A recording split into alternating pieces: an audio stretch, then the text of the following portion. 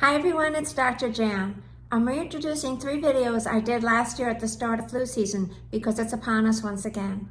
The first one is about the importance of technique with hand washing. The second is avoiding upper respiratory irritants. And the third is about the flu in general and pathways of care.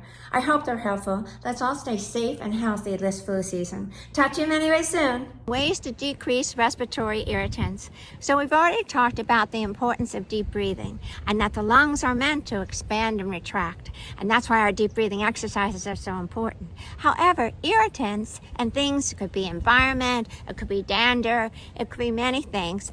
Cleaning fluids can irritate the lungs. They're sensitive. One reason they're so sensitive is what lines them.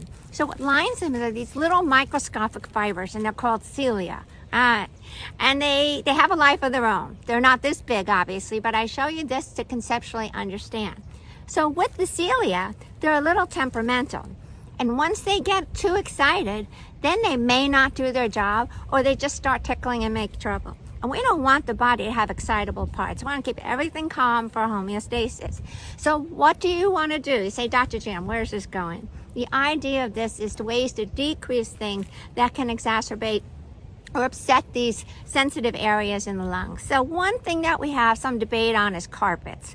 You know, especially when you clean carpets, are you kicking up the dust, literally? Carpets have multiple layers to them, and things can sit on there. So when you carpet clean or when you walk on carpets, the question is whether you're kicking up dust. So some people have pros and cons. Sometimes carpets are good for safety, but I share that with you. Another thing is dust itself. So do you dust or don't you dust? So with dust, and you kick up dust, you're making trouble. So the way to really deal with dust is to regularly dust, because once the dust is there and then you clean it, you're kicking it up. The other thing, of course, could be dander from animals, and as I mentioned, chemical irritants and environment, even cold air.